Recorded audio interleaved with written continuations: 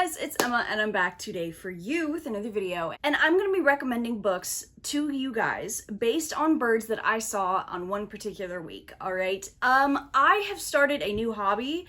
I found that I really enjoy bird watching. I officially started bird watching back in February, and so these books are going to be based on the birds that I saw during that first week, the very first time I started bird watching. By the way, the sources that I'm using for facts about these birds in order to connect them with the books, are Wikipedia, All About Birds, and one particular YouTube video about cardinals, which I will leave down in the description below. So before we actually get started, I would really appreciate it if you guys would look down in the description box for all the links there that I have for you guys pertaining to stuff going on in the world right now, and those links will be down there for you guys to interact with and to share. And then down in the comment section, let me know whether or not y'all like to bird watch, what hobbies you've picked up, or what hobbies you have other than reading, if you even have reading as a hobby.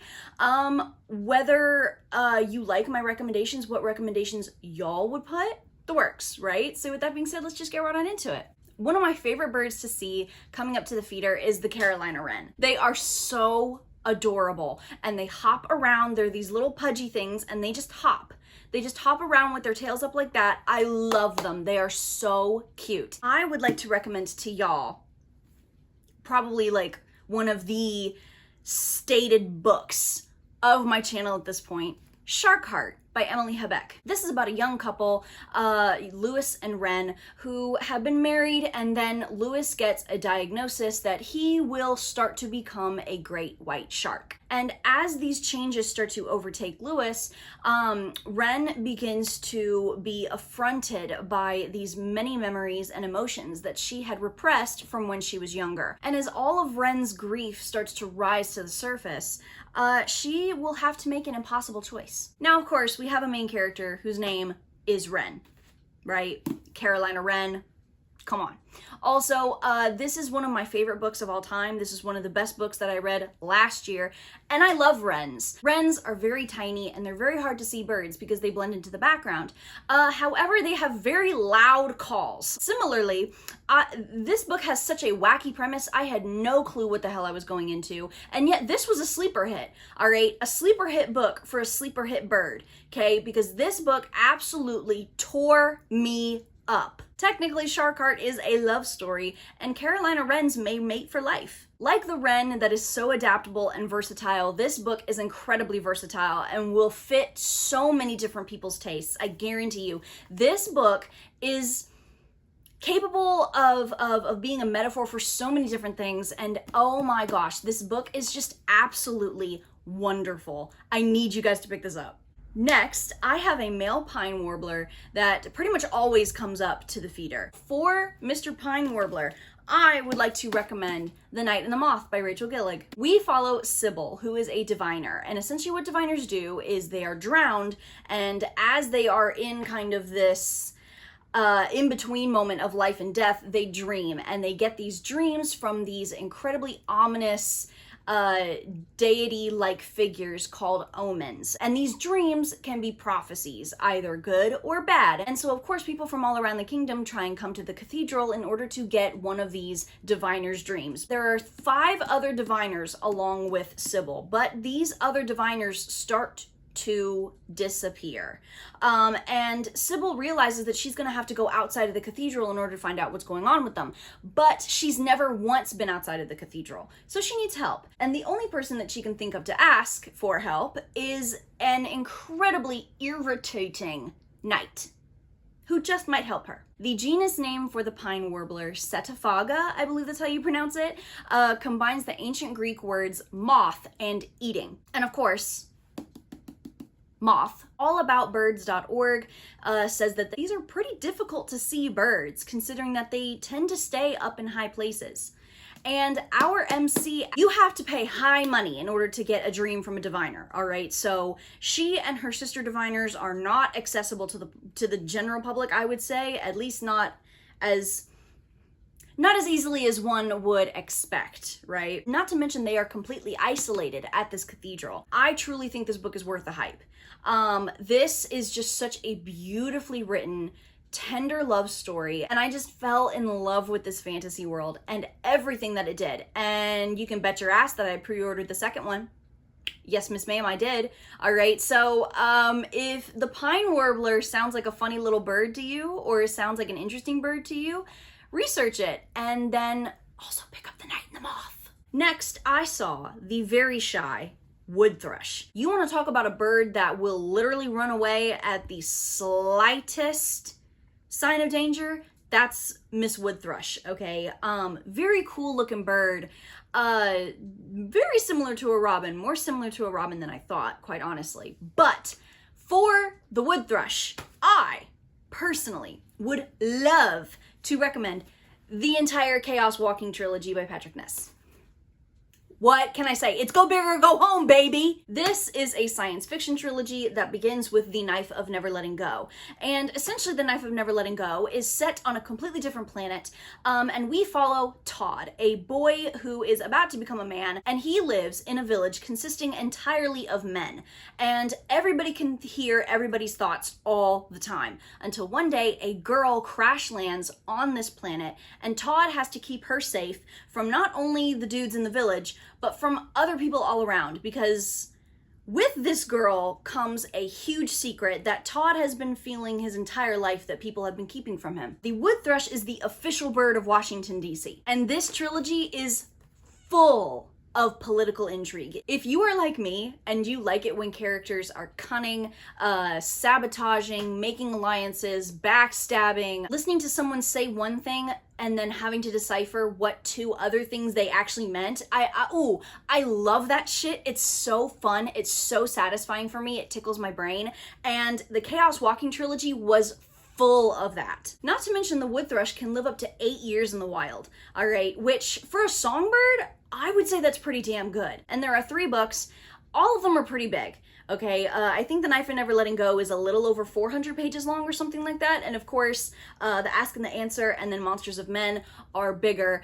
But I truly do feel that they are all worth it. And just like the wood thrush's long lifespan, or at least I think it's a long lifespan, the efficiency of the storytelling and everything about this trilogy extends throughout all 3 books. This trilogy is really what got me into sci-fi. I feel like it's incredibly accessible for people who don't really read sci-fi. If you're more of an audiobook person, I highly recommend the audiobooks for these. If you're looking for a new trilogy to start, a new accessible sci-fi trilogy, oh my gosh, the Chaos Walking trilogy is most definitely for you. Another really shy bird that I will every now and then see is the yellow-rumped warbler. She's so sweet, and she's very, very, very skittish, all right? I can count maybe on one hand the amount of times I've seen her since this week in February. And the book that I would personally love to recommend for this warbler is The Yellow Wallpaper by Charlotte Perkins Stetson. The Yellow Wallpaper is about a woman and her deteriorating mental health when her husband, who's a doctor, prescribes her a rest cure. And in the Victorian era, this was a type of medicine thought to help hysterical and nonsensical women by putting said women up in either a cottage or type of estate or manor house, something along those lines, out in the countryside where it's peaceful, solitary, in order to essentially make them go through a period of inactivity. And our main character is one of these women. She is in an estate that her husband has rented out for however many months, and the room that she stays in has this yellow wallpaper. And as she continues to look at this yellow wallpaper, her mental health starts to spiral downwards very, very quickly. I wanted to recommend this based on the yellow-rumped warbler because, one, this is a classic, all right? It's widely known, it's widely accessible, and the yellow-rumped warbler can be seen across the North American continent. And then, of course, we cannot ignore the yellow on the bird, the yellow-rumped warbler name, and the yellow wallpaper, as well as the yellow on the book. Because particularly the warbler that I've been seeing is a female yellow-rumped warbler. The yellow wallpaper particularly comments on how postpartum depression or just postpartum side effects in general were not taken seriously back then and still really aren't taken as seriously as they should be now. This is, I believe it's considered to be either one of the pinnacles of like feminist literature and stuff like that. It's got a lot of gothic elements in here too. Just the yellow wallpaper really surprised me. So like the yellow-rumped warbler that is honestly a delight whenever you see one, this is truly worth its classic title. By the way, highly recommend the audiobook, narrated by this person right here. I listened to them narrate this book.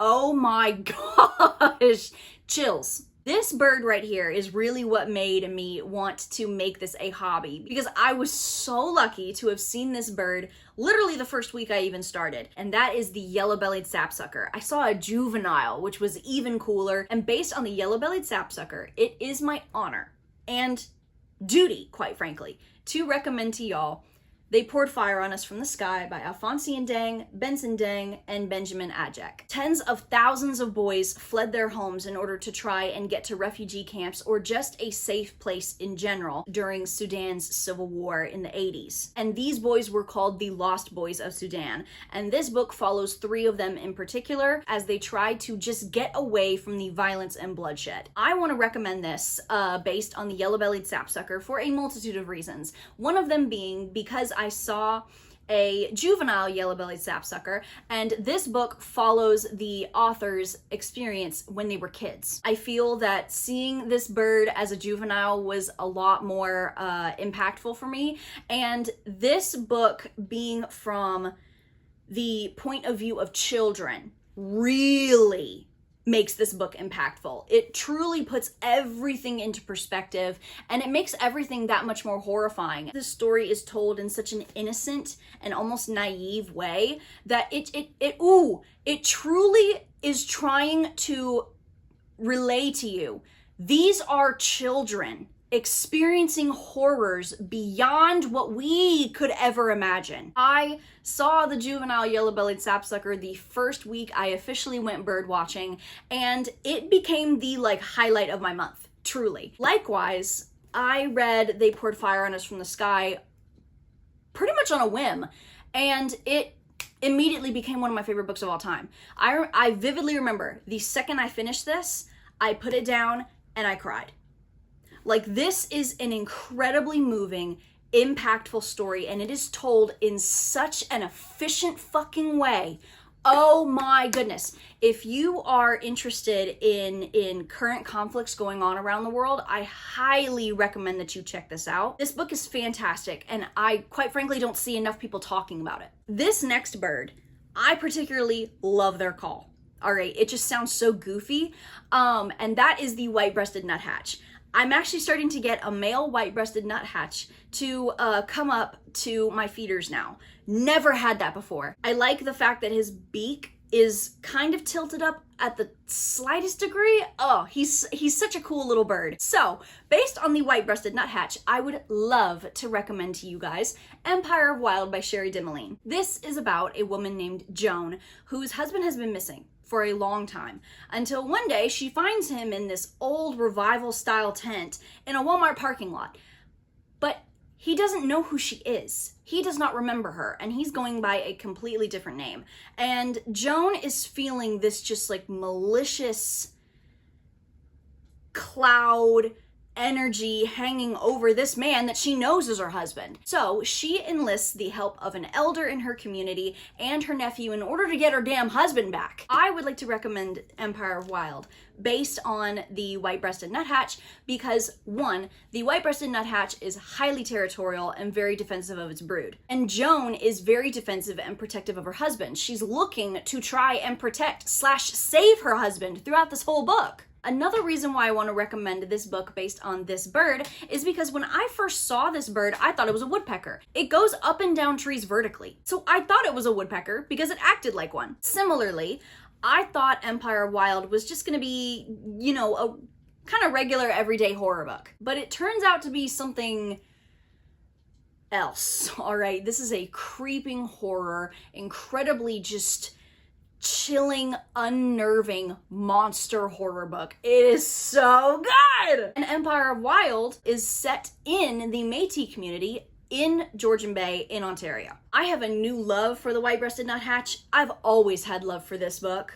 She will always be dear to my heart, all right? This is literally one of my favorite horror books of all time. This book is so damn good. It's so, like I was saying, chilling and really creepy, but at the same time, it's really sweet too. I've been recommending Empire of Wild by Cherie Dimaline on my channel for what, maybe 2, maybe 3 years now.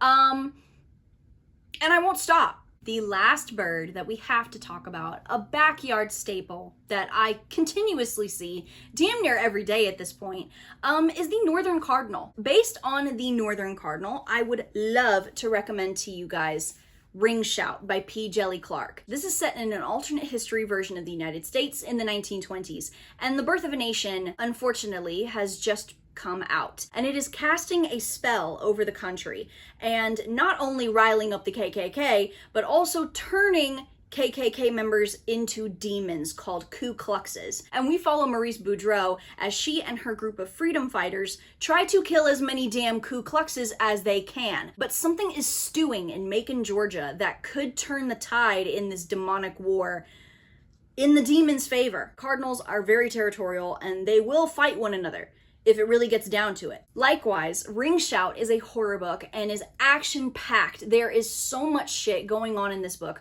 all the time. You will never be bored reading this book. Cardinals were also given the name cardinals because the Europeans were reminded of cardinals' red robes in the church. And Ring Shout not only has a red cover, but also is a religious horror book, my personal favorite subgenre of horror. Lastly, just like how cardinals are non-migratory, they do not leave their area, I will never stop recommending this book. This book truly needs to be studied by anybody looking to write something under 200 pages and make it as efficient as Ring Shout. It is action-packed, it's creepy, it's scary, it's sad, it is incredibly fast-paced, it wraps everything up very well, it does all of its characterizations really well, it adds in cultural and historical aspects. Ring Shout, in my opinion, is criminally underrated. That is why I'm recommending Ring Shout for a cardinal, all right? A staple bird for,